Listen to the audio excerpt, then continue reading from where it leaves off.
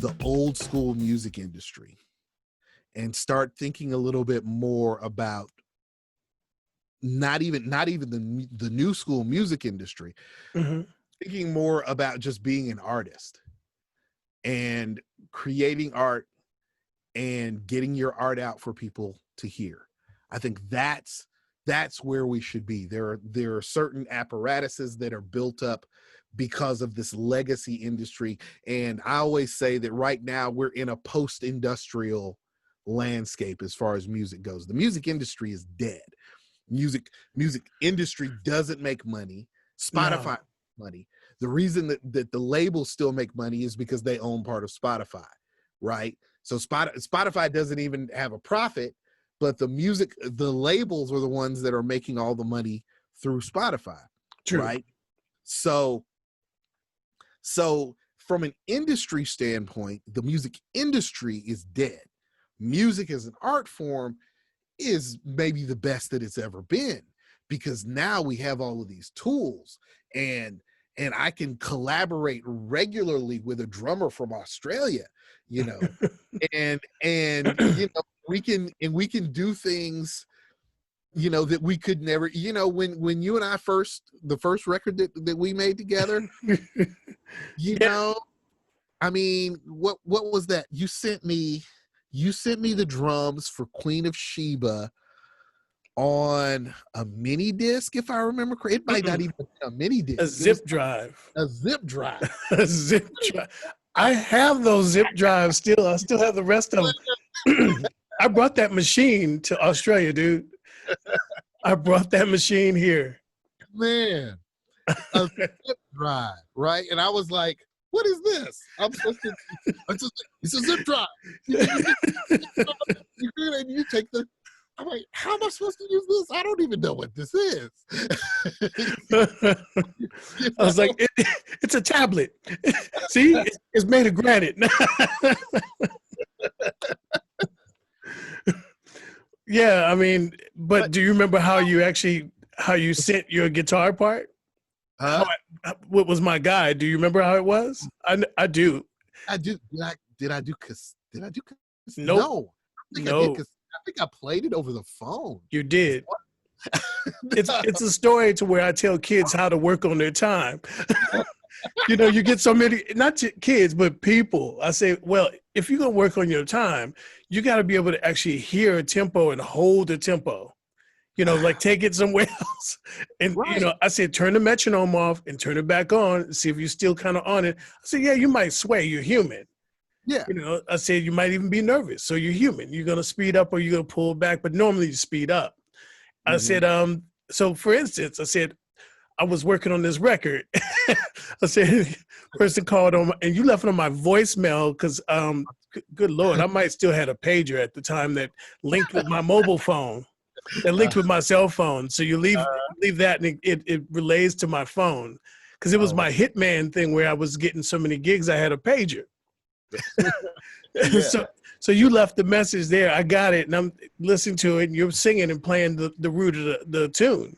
And I'm walking through the house, and I'm keeping the groove going. And I went down and tracked it with that machine and sent it to you. And I think I did it maybe in one absolute take. Yeah. And I think, how did we do that? So we must have based the tempo off of your drum track, because I worked on that with Mike Bohannon. But my tempo came off for you. Well, right. But I'm saying, like, it's not like so today I was importing some of your drums into a track for one of my clients. Yeah. And, you sent everything, it's tracked out. I import it into the session.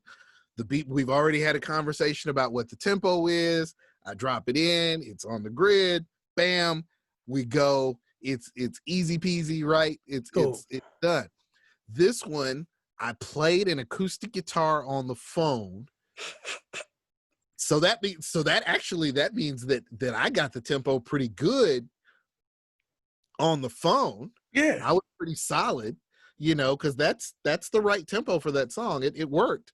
And then you played your drum part, and we must have determined that the drum machine would go off of when you came in. That's the only explanation I have. Awesome. Wow, that's So crazy. so that's what I mean about tempo and timing, and That's the very basics of music. and people don't realize that you get that it creates a feeling. It just to be comfortable, even as the musician, to be comfortable with yourself, with your timing. For instance, like I was watching a show the other night, and some people were singing on this, just a TV show, and all of a sudden my wife goes, "My God, they're rushing," and I turned and looked at her and went, "Wow, you feel that?" She went, "It's like they're pushing against my heart. I could feel them rushing." And she can Oh, sing and play a little guitar, but she hasn't done it in 10,000 moons. yeah. But she said they're rushing. And I just went, "Good thing I married you." I went, "Right on time." And she just looked at me like, "What are you talking about?" I said, "Well, you got good time, obviously." Good. Because I even saw her dancing 7/8 on one song at a Turkish wedding. She was killing 7/8. So after during the, I guess I would say, when did you leave the Me Find Me situation? Because you never really talked about it that much. Yeah. So the Me Find Me thing was one of those relationships that I wish I had not squandered the way that I did. It's not that it was a rough situation. I didn't get along with the producer. And part of that was my fault, part of that was his fault. And we've had conversations since then, Good. and everything is cool, but but I was we did that first US tour with you guys. You guys left at like Milwaukee, Yep, I and remember it was Milwaukee. which the next show was Glam Slam in Minneapolis. So you guys missed the Glam Slam show Ah, with Prince. And Prince, we didn't know whether Prince was actually at the show or not, but after the show, we're like leaving in the tour bus, and then like the canary yellow BMW comes and sits in front of our car at the start of the bus, and then speeds off. I was like, "Oh, it's cool, the Prince in the yellow BMW." So that's the stuff you missed. So we finished that tour. We ended up doing a European tour that I did with those guys. And so it was another opening date. I think the artist was this guy named Jay, just Jay.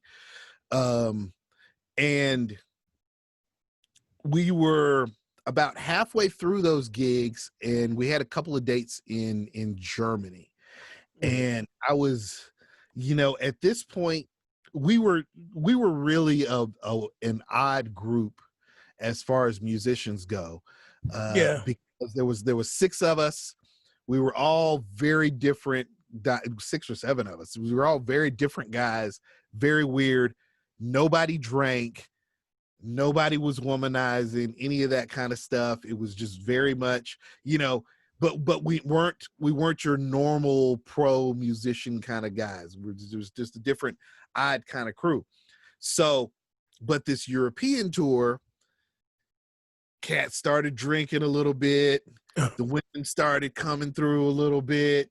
Things started getting a little crazy.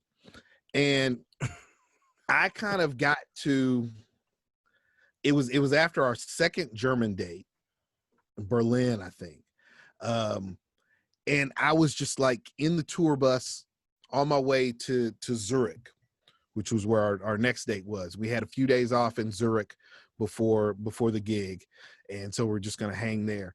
And I just spent that bus ride, and I spent those couple of days off just thinking that I was in the wrong place, right? Yeah. This is not what I want to do.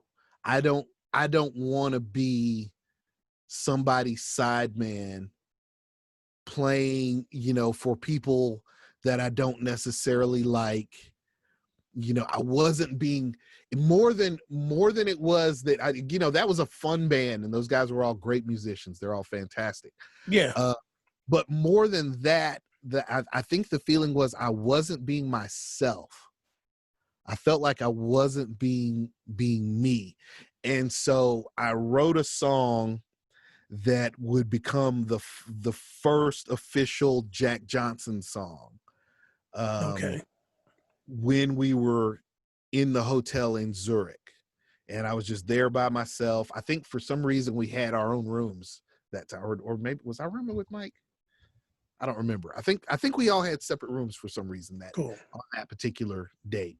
And so I wrote this tune called Good Woman Cry.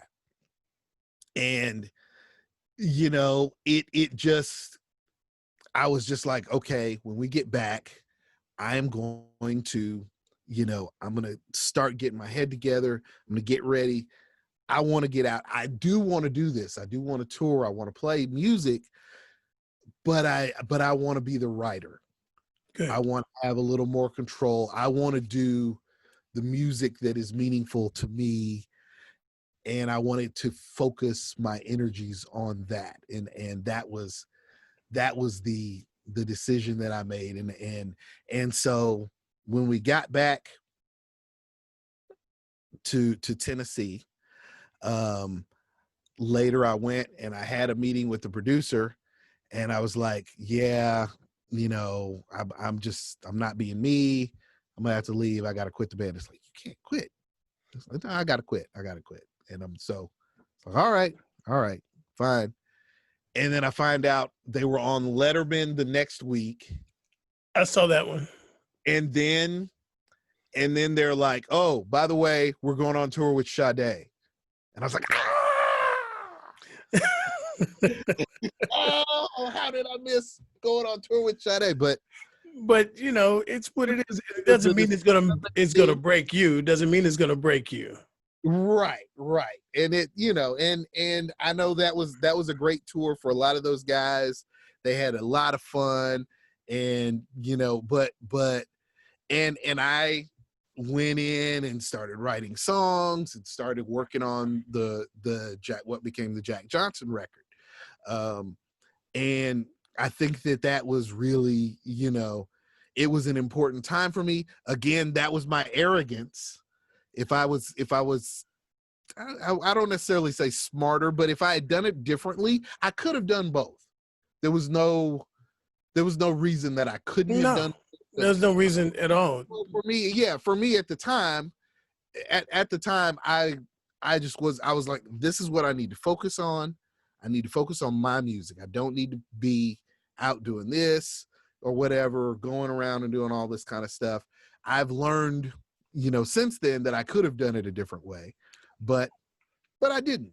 And things happen the way that they happen for a reason. And I would say the thing is, maybe you just really with that, just like you could have done both, but you just went, I don't really want to do this anymore. And I think the remedy is just do my thing. Yeah. And I think that's a big part of it. I had a lot of fun on those dates. And I think it would have been fun to tour the world with Sade. That would have been fun. But yeah, I think that it just wasn't where my head was at the time. And, and when I had gotten the call to play bass, I was in a terrible job. I ended up going back to that terrible job, after the tours. That wasn't, but I had the mindset that I would rather work these terrible jobs and focus on me and focus on my art rather than go and do this other thing and not feel like I was being myself. And I think that was really the key. It wasn't so much, my relationships with these people or the music that we were playing or anything like that. I just kind of felt like I wasn't being true to myself for whatever reason. But don't you find that taking that time and moving on and doing what you wanted to do, that you were able to even become a better musician? That time made you a better musician instead of sitting in that situation? Don't you think you would have probably just remained the same? I think that it made me a better songwriter. Um, I think I might have become a better bass player if had been a sideman bass player, and like that was my gig. But I wanted to be a singer, and I wanted to be a songwriter, and I wanted to front the band. Um, and that was and I wanted to be a leader and not a follower. Yeah, Uh, and those were the places where I felt like I wanted to feel like I was being myself. I felt like, when you're on the road, there's a lot of pressure for, it's a different lifestyle on the road. Um, I mean, they talk about the women and the drugs and the booze and all that stuff is kind of there. And you don't have to indulge in that stuff if you don't want to. no, Uh, but it's kind of there. And so if you're young and you're susceptible, um, as I wasn't at first, but then kind of became on that European tour, and kind of was like, why? And I think that was part of it, is like, I'm in this thing, and I'm like, I didn't necessarily have to do this. I didn't have to be this way, but I was in those situations, and I was kind of reacting to the situations in a way that wasn't me. exactly. And so I needed to kind of get back to myself. And that's what, leaving that tour did allow me to dig deeper into my own whatever I am, you know. But a lot of people don't realize that, they just go, well, they see all the stuff in the background. They go, you're on tour with, like, for instance, you would say Sade, and most people just go, oh, you're on tour with Sade, and oh my God. But And I'm that's going, so but I'm, crazy. I'm not really enjoying what I'm doing. Right, exactly. It's like, you were just on MTV and you were on Soul Train and you did all these, and it's like, yeah, it was cool, and a lot of it was fun and a lot of it wasn't, And a lot of and people don't get work out of that too. So sometimes it's, it's supposed to be the launch pad, being the sideman to get other side work. But a lot of times it doesn't really work out that way. right, right. And I think that's another thing. I don't know that that would have been necessarily the gig for me that was going to get me that kind of stuff. It's not like a big bass playing gig where I'm out there being a star, and people see me and they're like, oh, that's the guy that I want. What they did see was that I was good on stage. You could see that, okay, this is a guy that knows how to perform, Yeah. that knows how to rock the crowd. That was apparent. And that might have gotten me some gigs, but yeah, it still wasn't me being me. So Well, I totally understand that. So, I've been in many of those situations, and I've gone, this is not, going to be my launch pad, but I was proud to do it, and I knew it was only for a contract for a certain amount of time. But after that, I mean, then you started really doing the Jack Johnson record. So right. what did you feel about going into that? What did you really see in your own sight? I mean, your vision. Where did you see that going? Um, well, that was, again, that was a band that we were gonna do, and we were gonna pitch it to labels, and we did, and we were really working to figure out how to make that a good band. I think the thing about Jack Johnson is that the core of the band was Paul Cochran, the guitar player, and me. And he and I were writing and 4-tracking a bunch of stuff, and doing these things. And then we got an idea, an opportunity to do an independent record. And it was, we had done some gigs with a couple of guys, but we didn't really have a band, quote unquote. Yeah, yeah. uh we had songs, and we had a sound that we were going for. And I think that's what we really had developed really well. And so when the opportunity came to do a record, it was like, well, okay, so now we need to put a band together. And I was like, yeah, but I kind of just want to make the record that I want to make. But at the same time, the guys at the label are like, well, we want to be able to market the band.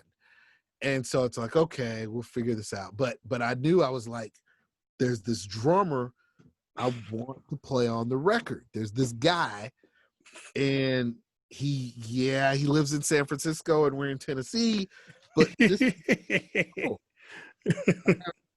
Rice Krispie treats with, is this hot sauce? Well, it's sprinkles. It's not hot. Okay. You guys put sprinkles. But my son loves hot sauce, so I know. That's why I was thinking I was going. It could very well, these little red sprinkles here could very easily have been hot sauce. Well, I make my own hot sauce, so I was going. Oh, you make your own hot sauce? I had mentioned that when you were talking about them. Yeah, the Sim One sauce.